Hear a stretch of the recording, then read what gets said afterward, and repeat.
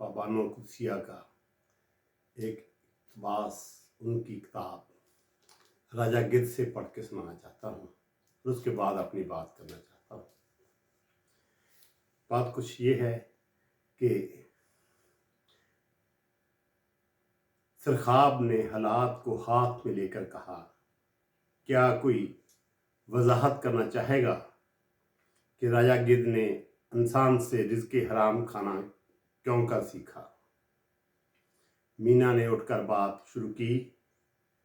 जब हज़रत आदम ने तौबा की और उनके रब ने तौबा कबूल की तो फिर दुनिया में हज़रत आदम के लिए तमाम पाक और तैयब चीज़ों को मुहैया किया गया, लेकिन वो रिज़्क़ हराम जो बहिश्त में खा चुके थे उसके असरात उनकी नस्लों में आगे की तरफ बढ़ने लगे। यही रिज़्क़ हराम खाने की सज़ा मुकर्रर हुई थी, हत्ता कि जब कबील ने हबील को कत्ल किया तो हज़रत आदम के लहू में छुपी हुई दीवानगी बाहर निकली। ये ज़रूरी है आका, रिज़्क़ हराम के असरात पुश्त हा पुश्त जाता है। जिस वक्त कव्वे ने कबील को लाश ठिकाने लगाने की कुर्स जाए तो इंसान ने अपनी फहमो फरासत से ये जाना कि परिंदे बेवकूफ़ हैं और राज उगलने में सानी नहीं रखते। इस वक्त इंसान ने तय किया कि वो नबातात, जमादात, चरिंद परिंद, हवानात सबको अपने ताबे कर ले। आका, जिस वक्त कव्वे ने हिर्स व रगबत, हस्द व कीना का सबक इंसान से सीखा, इस वक्त राजा गिद्ध ने इंसान से रिज़्क़ हराम खाने का सबक सीखा। गीदड़ ने सारे पंडाल में 3 चक्कर लगाए और फिर सर झुकाकर बोला, इतनी बात तय है कि आका, गिद्ध ने दीवानगी के इल्ज़ाम को कबूल कर लिया है। क्या मैं ठीक समझा हूँ? और इस दीवानगी की वजह वो रिज़्क़ हराम है जो गिद्ध खाता है। वो अरसा से मुर्दार पे पल रहा है और अपने शिकार खुद नहीं करता। इसी रिज़्क़ हराम ने उसके लहू में फसाद की वो शक्ल पैदा कर दी जिसे पागलपन कहते हैं। क्या मैं ठीक समझा?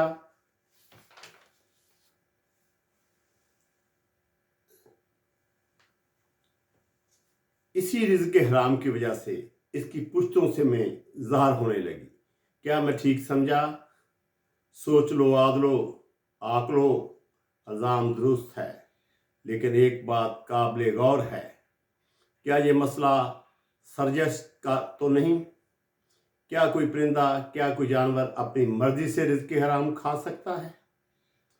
गौरतलब बात है सिर्फ इतनी है कि क्या गिद्ध जाति की सरजश में हराम खाने की तरगीब पहले से मौजूद थी कि अब पैदा हुई? अकल के इस्तेमाल से उसने हराम किया। सोच लो साहबो, सरजत का मुताबिक गुनाह नहीं है। आप सबको सोचना पड़ेगा कि क्या गिद्ध जाति अपनी मर्जी से रिज़्क़ हराम पे राग़िब हुई है कि ये उसकी सरजश का मसला था कि हम उसके रब और उसके दरमियान दखल दर मकूलात करने वाले में से तो ना ठहरे। तमाम परिंदे अल्लाह की दी हुई ताकत का सहारा ज़िंदगी बसर कर रहे थे। अपनी जिबिल्लत से परे उनकी ज़िंदगी अंधेरा थी। वो हौले हौले टुकड़ियों में उड़ने लगे। इसके यहाँ तक पढ़ने के बाद मुझे ख्याल आया कि इंसान जब कोई गुनाह करता है तो क्या गुनाह उसकी जिबल्लत में है, और कुछ गुनाहों की तो तौबा है, माफ़ी है, तलाफ़ी है, और कुछ गुनाहों की माफ़ी तलाफ़ी अल्लाह नहीं देता। अल्लाह कहता है कि इसकी माफ़ी तलाफ़ी अगर आपने लेनी है तो बंदों से लो, बंदों से आप उसकी माफ़ी तलाफ़ी लो। और उसका तरीका बताया गया है कि अगर आपने कत्ल किया है तो उसका या तो क़िसास दो या दीयत दो। دیت اور قصاص میں زندگی ہے آپ کی. اگر یہ دونوں چیزیں نہیں دیتے تو اس ملک کے قوانین کے مطابق سزا حاصل کرو.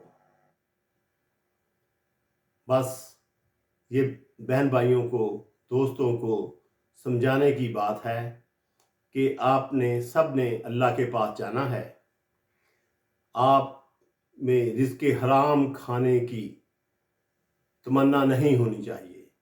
رزق حرام نسلوں میں چلتا ہے. رزق حرام جینز بدل دیتا ہے. اور جب آپ رزق حرام کھائیں گے تو آپ کے جینز بدل جائیں گی، آپ کے آگے نسل بدل جائے گی. اور ضروری نہیں کہ پہلی نسل بدلے. ہو سکتا ہے کہ دادا نے رزق حرام کھایا ہو، پردادا نے رزق حرام کھایا ہو. وہ بیالوجی میں مٹر والا مسئلہ آپ نے دیکھا ہوگا، سنا ہوگا جنہوں نے سائنس پڑھی ہے. میٹرک میں آپ وہ ایک تجربہ کرایا جاتا تھا کہ پہلا مٹر کا کلر سبز اگر ہے تو پچھلے کا اگر اسی کے پھول، مٹر کے پھول کا سبز یلو ہے تو ہو سکتا ہے کہ تیسرا مٹر جو ہے وہ یلو پیدا ہو اور اس کا پھول یلو ہو. یہ ضروری نہیں ہے کہ جیسا باپ ہے ویسا ہی بیٹا ہو. وہ اپنے دادا پہ بھی جا سکتا ہے، اپنے پردادا پہ بھی جا سکتا ہے، اور ہو سکتا ہے کہ اس کی نسلیں کچھ، اس کی عادات بلکہ کچھ دادا پہ جائیں، کچھ پردادا پہ جائیں. اس لیے ہو سکتا ہے کہ اس کو سزا ملے. کیسے ملے؟ آپ نے، یہ دنیا عارضی ہے، وہ دنیا آخری دنیا. ہمارا ایمان ہے کہ مرنے کے بعد ہم نے زندہ ہونا ہے، اور جب ہم زندہ ہوں گے تو اس کے بعد ڈے آف ججمنٹ اللہ تعالیٰ فیصلہ کریں گے. اس فیصلے میں اسپیشلی طور پہ اگر آپ نے کوئی مرڈر کیا ہے تو اس کی سزا اس کے ماں باپ سے، اس کے ورثہ سے آپ نے معافی مانگ لی ہے. اگر ورثہ سے معافی نہیں دیتے تو ملکی قوانین آپ پہ لاگو ہوں گے. ورثہ معافی بغیر پیسوں کے دیں، پیسے لے کر دیں، کوئی چیز لے کر دیں، یہ ان کا مسئلہ ہے. اسلام میں تو یہی ہے، میں نے تو یہی پڑھا ہے اور سمجھا ہے. اگر آپ نے کچھ اور سمجھا ہے تو مجھے ضرور کمنٹس کریں، مجھے ضرور بتائیں کہ کوئی اور اس کا حل ہے. میں اس حل پہ چلنے کو تیار ہوں، میں اس حل کو ماننے کو تیار ہوں. مجھے پتہ تو چلے، مجھے تو ابھی تک یہی پتہ چلا ہے کہ آپ نے اگر کوئی گناہ کیا ہے تو اس کی سزا، اگر وہ مرڈر کیا ہے، اس کی سزا اس کے وارث دے سکتے ہیں. وہ آپ کو معاف کریں، وہ آپ کو سزا دیں، اور سزا ملک کے قوانین کے مطابق ملے گی. قرآن کے مطابق سیدھی سی بات ہے، آنکھ کے بدلے آنکھ، کان کے بدلے کان.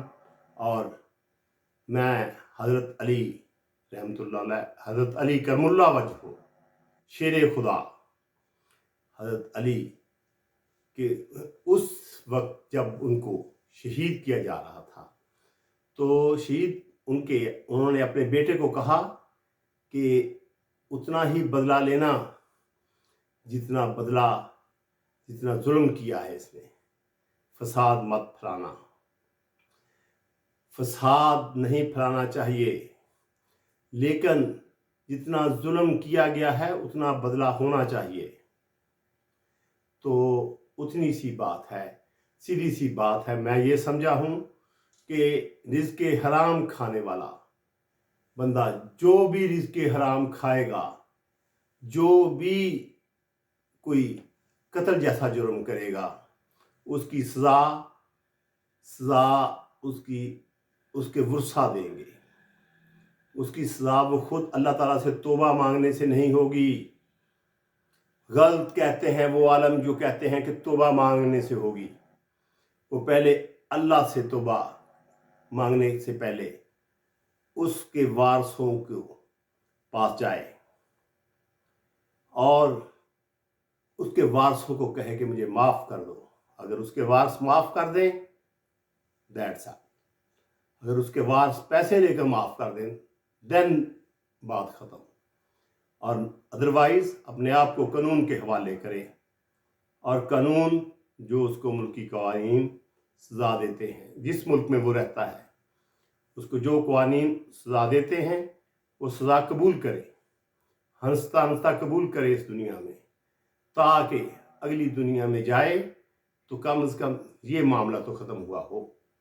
اور بھی بہت چھوٹے چھوٹے معاملات اس دنیا میں ختم کرنے ہیں، لیکن یہ معاملہ ایک ایسا گمبھیر معاملہ ہے جس کی سزا آپ کو لمبی ملے گی۔ میں نے تو یہی سمجھا ہے، آپ نے اگر کچھ اور سمجھا ہے تو بڑی تہذیب سے، ڈیسینٹی سے آپ مجھے ایک کمنٹس میں وہ لکھیں تاکہ مجھے سمجھ آئے۔ ٹیلی فونوں پہ جواب مت دے، میں ٹیلی فون نہیں سنتا، آج کل ٹیلی فون بند ہے۔ میں کچھ بیمار ہوں، اپنے علاج کی غرض سے جاتا ہوں، بڑی دیر کے بعد اپنے بالوں کو بھی سیاہ کیا ہے۔ میں تو بوڑھا ہو گیا ہوں، عمر گزار لی ہے، تو اب آخرت کی فکر ہے، تو اب آخرت میں گناہوں کی بھی فکر ہے، جو گناہ کیے ہیں۔ میں چاہتا ہوں کہ وہ یہیں میں بھی سمیٹ لوں، آپ بھی سمیٹیں، اپنے اپنے معاملات کو یہیں ختم کریں، اور یہاں ختم کرنے کے بعد پھر دیکھیں گے کیا ہوگا اس کا۔ اگر فائدہ نہیں کوئی ہوتا تو نقصان بھی کوئی نہیں ہے۔ میں سمجھتا ہوں کہ اگر اس کا ہمیں کوئی فائدہ نہیں ہوتا تو نقصان بھی کوئی نہیں ہے۔ بندوں کو خوش کریں گے تو اللہ بھی خوش ہوگا۔ میں آپ کے کمنٹس کا انتظار کروں گا۔ آج کے لیے یہی کافی۔ خدا حافظ۔